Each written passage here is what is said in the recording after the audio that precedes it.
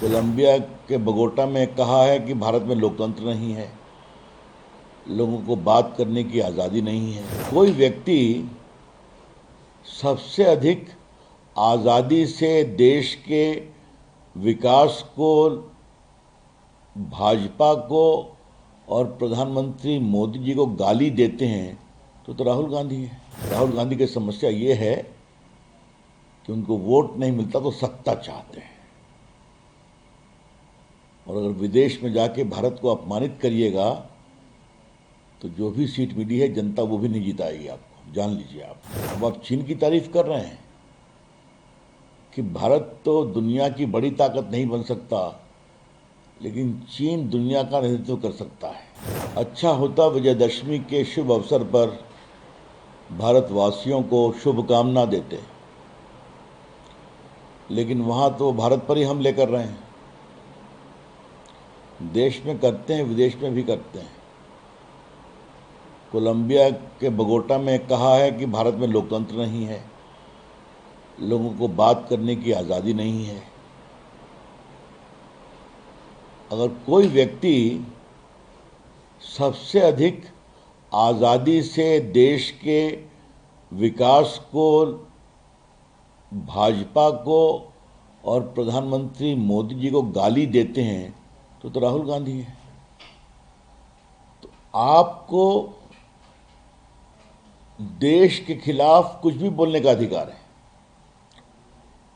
मोदी जी के ऊपर तो आप झूठे आरोपों की झड़ी लगाते हैं पूरे हिंदुस्तान में घूम घूम करके।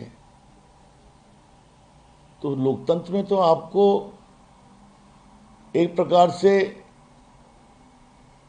गाली देने का अधिकार दे रखा है हिंदुस्तान में, और आप कह रहे हैं लोकतंत्र नहीं है। यहां पर आप राहुल गांधी सब कुछ बेबुनियाद बेशर्म भरी बातें करते हैं भारत के,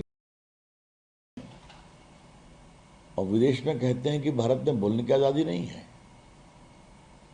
पूरा लोकतंत्र है, देश के लोग आज़ाद हैं,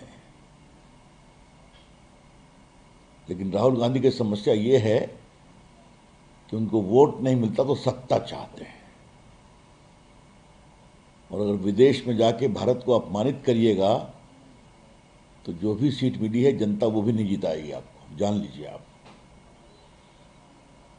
अब आप चीन की तारीफ कर रहे हैं कि भारत तो दुनिया की बड़ी ताकत नहीं बन सकता, लेकिन चीन दुनिया का नेतृत्व कर सकता है। भारत के आर्थिक विकास पर भी आपको आपत्ति है, रोजगार नहीं मिलता। आज भारत दुनिया की चौथी बड़ी इकोनॉमी है, तीसरी बनने के रास्ते पर है। तो आपका चीन प्रेम दिखाई पड़ता है, और भारत के अपमान करने का आप कोई भी अवसर छोड़ते नहीं हैं। हम उसकी बहुत ही भर्त्सना करते हैं, लेकिन पीड़ा तब होती है जब दूर कोलंबिया में भी भारत को अपमानित करने का बेशर्मी के साथ राहुल गांधी कोई अवसर नहीं छोड़ते। ये बहुत निंदनीय है, लेकिन हम तो अपनी बात कहेंगे।